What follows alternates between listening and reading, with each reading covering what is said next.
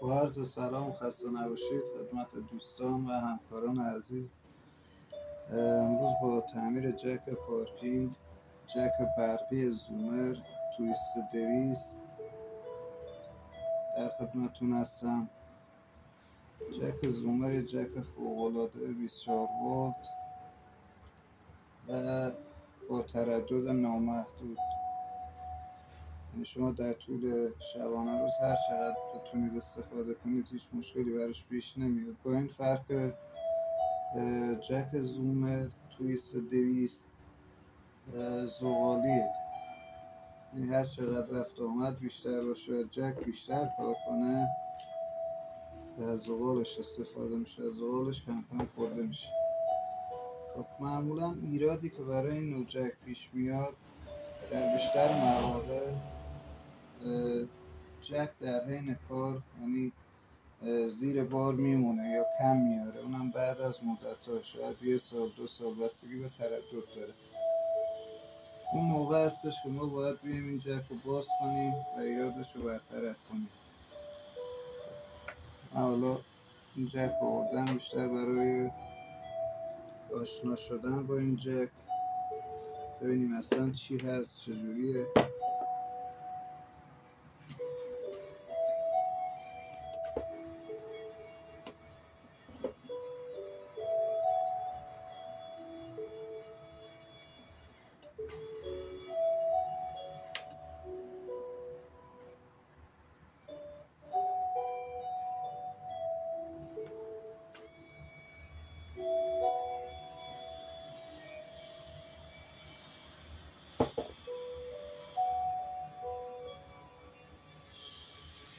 این جک میکرو سویچی هستش. در ابتدا و انتها باید به میکرو سویچ برسه و همینجور که میبینید زمانی که به میکرو سویچ برسه قطع میکنن. حالا ما کاری با این جک نداریم، اینو کنار میزنیم.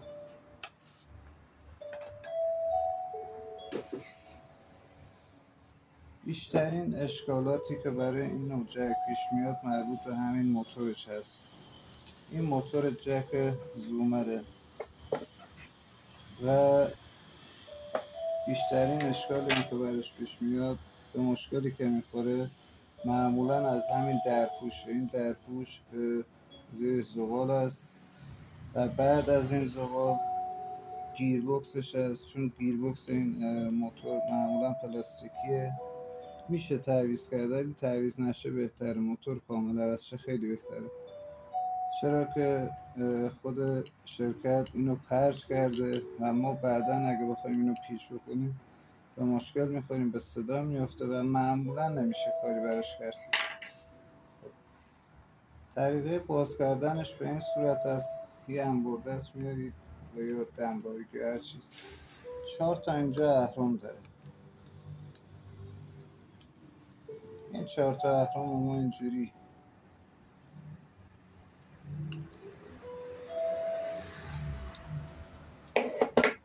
فشار میدیم با پیشگوشتی خیلی آروم. سعی کنید از همه جهات بهش فشار بیارید که باز شه، نشکنه، خیلی آروم. همونجور که میبینید این درپوش موتور زومر ما زغالش تموم شده، به انتها رسیده. این زغال کارش اینه که به سر این کلکتور میخوره، در حین چرخیدن ارتباط رو برقرار میکنه و گیربکس ما شروع به چرخیدن میکنه و میل ماردون ما رو میچرخونه. اگه این کلکتور هم خراب شه معمولا یا پله میکنه یا تیز میکنه. اگه این کلکتور خراب شه ما کاریش هم نمیتونیم بکنیم، چرا که یه تیکه است با گیربکس، کلا یه تیکه است. گفتم بیشتر معمولا میان یا زغال رو عوض میکنن یا این درپوش رو کامل عوض میکنن. خب ما حالا میخوایم زغال رو تعویض کنیم. یه دونه کاتر میخوایم، حالا یا چیزی که بتونیم سر این سیما رو باهاش ببریم. 2 تا سر سیم زغال ما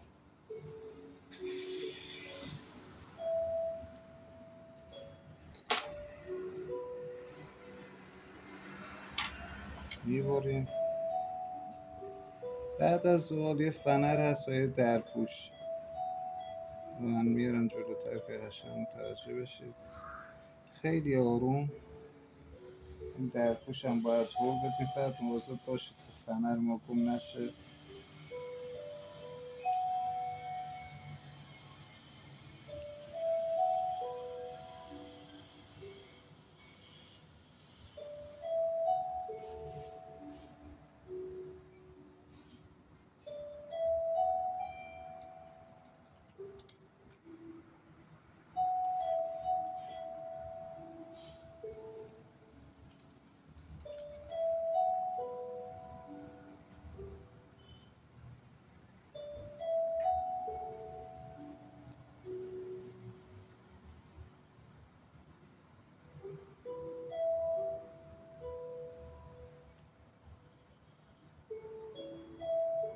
فنرم در میاریم.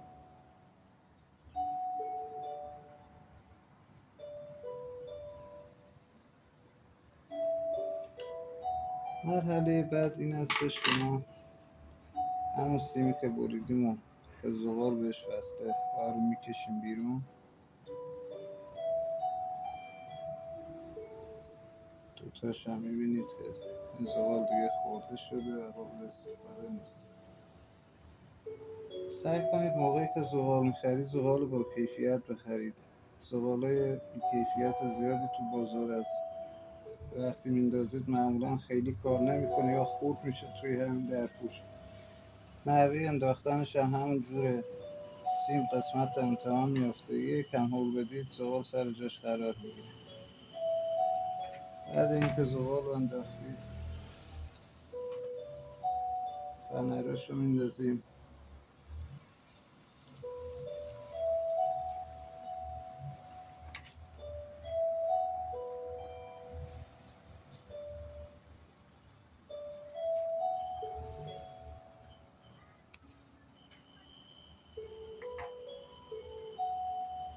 زغال بعدی هم به همین صورت.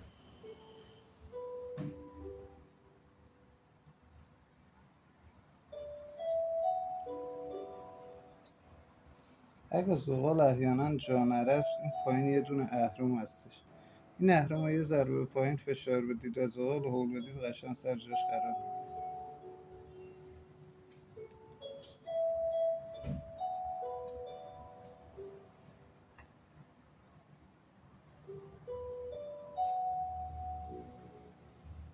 در پوش اینم با آرومی هول میدیم.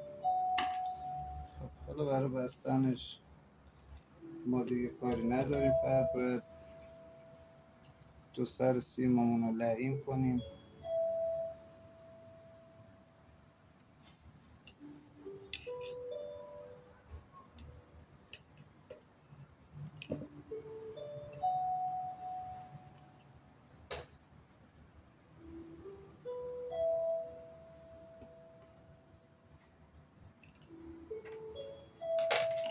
یه ذره روغن بزنید حتما، محکم کردن سیم خیلی خوبه. یه موچین هم داشته باشید همیشه، یه موچین یا یه پنز.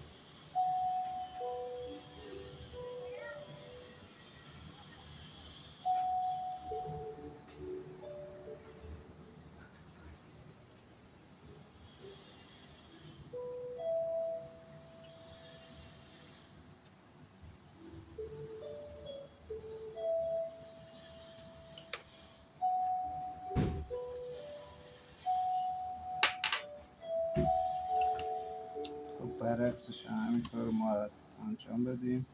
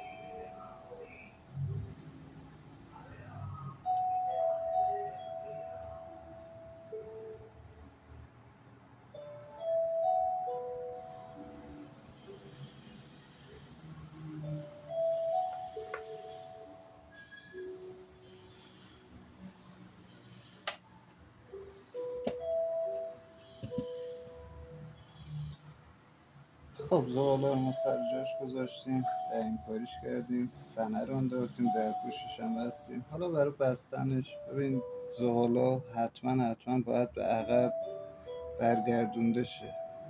اگه این زغال اینجوری بمونه به سر این کلکتور میخوره و میشکنه. موقع جا زدن خیلی مواظب باشید که حتما این کار رو انجام بدید.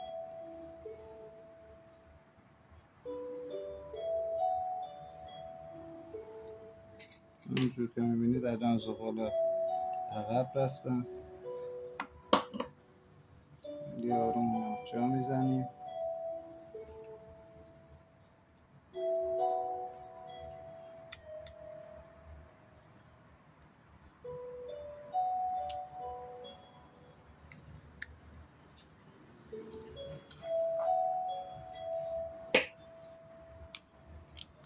در پوشش رو میبندیم.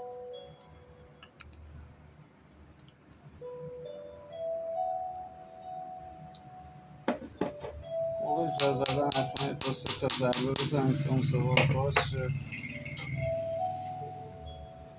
برای تست کردنش هم همونجور که میبینید موتور ما آماده شد، درست شد.